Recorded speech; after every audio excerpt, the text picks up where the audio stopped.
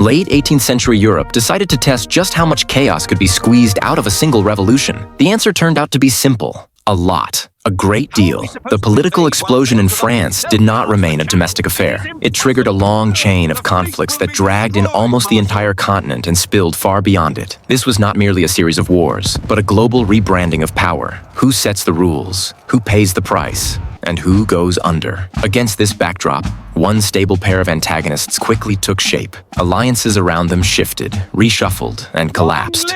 But these two clung to each other with a death grip. France and Britain. The continent versus the island. Armies versus the fleet. Napoleon versus the sea. Spoiler, the sea proved stubborn. On land, things went almost perfectly for France. Napoleon dismantled his European rivals methodically, like badly assembled construction kits. Austrians, Prussians, Italians, all went through the same grinder. Britain, however, was playing a different game. It did not rush into fistfights on open plains, but instead held the ocean as if it were a private swimming pool with a sign reading, "No trespassing." At that time, the Royal Navy was not just strong, it was a culture, experience, discipline, a habit of firing fast and hitting accurately.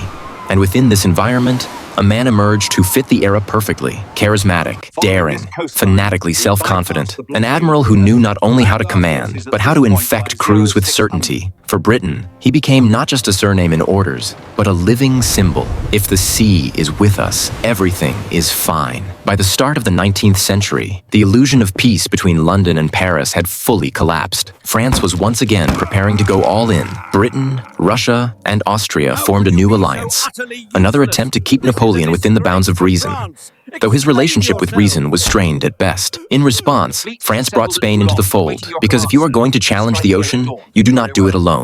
Napoleon's plan looked bold and elegant. Like almost all his ideas, gain quick control of the Channel, ferry troops across the English Channel, and put an end to the British question. On paper, everything worked. Reality was less accommodating. For the plan to succeed, the British fleet had to be blinded for a short time, not defeated outright, just forced to look the other way. To do that, the scattered French and Spanish squadrons had to be gathered into a single fist, a big one, a very big one. The man tasked with executing this scheme was Admiral Villeneuve. In the spring of 1805, he carefully slipped out of Toulon, evaded the British blockade, and embarked on a complex maritime quest. Rendezvous, crossings, the Atlantic, the West Indies. The fleet grew, but so did the tension. This was no parade and no pleasure cruise. Storms battered the ships, crews grew exhausted, and supply lines faltered. The British, led by the most gifted naval commander of the era, Horatio Nelson, were at this time playing blind man's chase.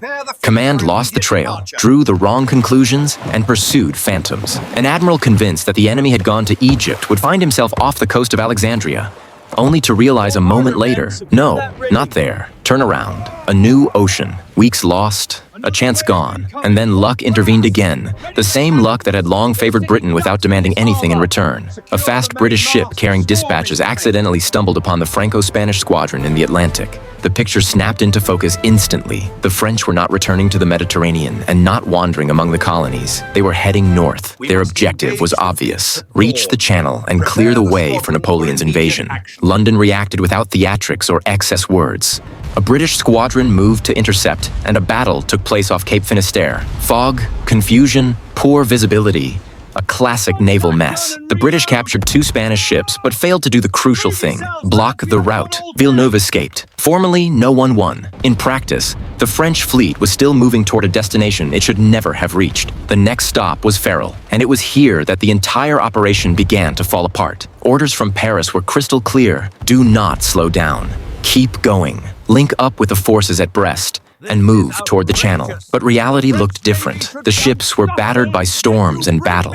Crews were exhausted, supplies were unreliable, and intelligence reported troubling rumors of British forces ahead. Villeneuve grasped a simple truth: push on now, and everything could be lost. He chose not to risk it. He turned around, headed south to Cadiz. At that moment, Napoleon's entire plan began to crack, even though the fleet was still formally intact and combat ready. The Emperor's reaction was predictable and ugly. To him, this was not caution or calculation, but pure weakness. Time was gone. Autumn was approaching. The weather in the Channel was deteriorating, and the window for landing troops was closing before his eyes. The invasion plan was cancelled without formal announcement. The French army broke camp and marched east. seeking solutions on land, where Napoleon felt in control. The fleet remained trapped. Cadiz quickly became a maritime snare. The British blockaded the port, denying access to the open sea.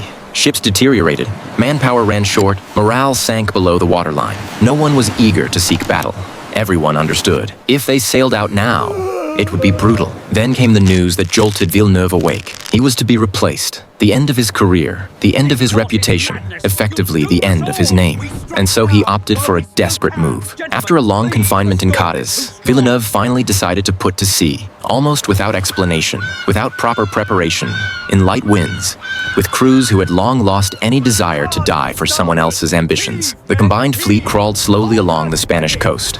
Heavy, clumsy, as if unsure itself why it had left harbor at all. British frigates spotted the movement almost immediately. Signals were sent at once. Horatio Nelson did not hesitate for a second. He turned his fleet and moved to intercept. On the morning of October 21st, the French and Spanish were off Cape Trafalgar. They spotted the British, and indecision set in. Whether to retreat into the Mediterranean or accept battle, Villeneuve wavered, changed course, ordered a return to Cadiz, and in doing so broke everything himself. Light wind, inexperienced crews, a sharp turn. The formation unraveled. Instead of a clean line, a stretched semicircle emerged, crooked and loose. Maneuverability dropped almost to zero. Psychologically, the fleet had already lost, even before a single shot was fired. Against this backdrop, the British looked like a team that knew exactly why it was there. Nelson had no intention of playing by classical rules. No neat parallel broadsides. His plan was simple and insanely risky. Attack in 2 columns, punch through the enemy line, tear it apart, and turn the battle into a chaotic close-quarters brawl where the British felt at home. The cost of the plan was monstrous. As the columns closed in, the lead ships sailed straight under fire from dozens of enemy guns and could not respond. Nearly 45 minutes of simply enduring it. Nelson understood this and still went first. He was on the flagship, at the head of the formation, not hiding and not falling back. According to legend, he joked, laughed, and commented on French gunnery along the lines of, "Looks like their aim is off today." And indeed, they fire a lot and hit poorly. The rolling of the ships, weak training, frayed nerves. Cannonballs tear sails and smash rigging, but decisive hits are rare. The British ships crawl forward slowly and stubbornly, as if none of it matters to them. The leading ships are the first to punch into the enemy line. One delivers a crushing, raking broadside. The second follows immediately after. The Franco-Spanish formation collapses completely. Instead of an organized battle, hell breaks loose. Smoke, shouting, chaos. Ships closing to point-blank range. The French and Spanish bet on boarding actions. The logic is clear. They have the numerical advantage. But then an unpleasant detail becomes obvious. The moment a boarding party gathers on deck, a British ship emerges from the smoke and simply mows down everything alive with grape shot. Again and again. No chance. It is not pretty, but it works flawlessly. The fight becomes exactly what Nelson wanted. Not a scheme, not a maneuver, but a merciless grinder at close range. British gunnery fires faster, more accurately, and with more fury. One by one, enemy ships lose control, flags come down. In the midst of this chaos, a French marksman spots Nelson on deck. He is easy to recognize. The admiral refused to remove his decorations despite all persuasion. One shot. The bullet strikes his shoulder and passes down along the spine. Nelson understands everything at once. He knows he is dying and jokes about it. At last, the French have managed to hit me. He is carried below, but even there he keeps asking how the battle is going. When he is told that victory is already certain, he quietly says that he is satisfied. He has done his duty. By this point, the outcome is clear. Most of the Franco-Spanish fleet either surrenders or tries to flee. Attempts at counterattacks look weak and belated. One of the ships catches fire and later explodes, loud, terrifying, like the final chord of the entire battle. Britain wins completely. Enemy losses are enormous. Ships are captured or destroyed. Not a single British ship of the line is sunk, but the joy of victory is instantly muted. Nelson dies. Before his death, he manages to give his final order to the fleet, to anchor. He knows the sea too well, and he is right. Soon a storm begins. The storm finishes what the battle did not. Prizes sink. Ships are wrecked. Chaos continues for several more days. The victory remains with Britain, but the price proves high. The Franco-Spanish fleet effectively ceases to exist as a force. The dream of invasion dies for good, and Nelson becomes a legend. The body of Admiral Horatio Nelson was brought home the way only legends are brought home. He was carried aboard the Victory, preserved in a barrel of alcohol. Not out of romance, but practicality. The sea does not wait, and Britain wanted its hero returned intact. For the country, this was not just a fallen officer, but a symbol of a victory that could never be taken away. In London, the scale matched the moment, a state funeral, rare even for the nobility, and here for a man without royal blood. Lines of people, thousands in attendance, 3 days of farewell. A procession along the Thames, then St. Paul's Cathedral, admirals, crews, soldiers.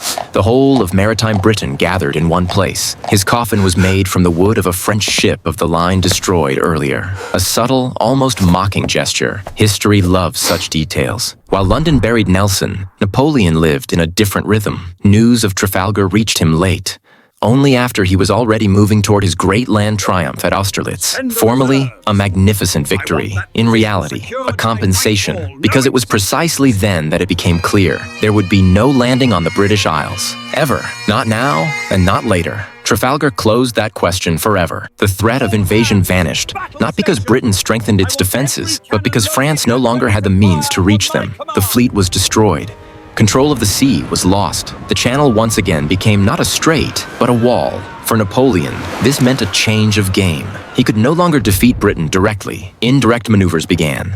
Economic pressure, the continental blockade, attempts to strangle trade. Elegant on paper, painful in reality. It was this path that would later lead him into strategic dead ends and a chain of decisions that ultimately brought down the entire system. For Britain, Trafalgar became a foundation for decades to come. Command of the sea turned not just into a military advantage, but into a global cheat code. Trade, colonies, influence, logistics, all of it functioned under the protection of the fleet. The 19th century became an era in which Britain felt itself the master of the ocean, and no one could seriously challenge that. A real challenge would emerge only more than a century later, in a completely different era and under different rules. So if one compares the two great battles of 1805, one gave Napoleon glory, the other took away his future. And Nelson, who fell at the moment of victory, became one of those rare men whose name proved stronger than any fleet.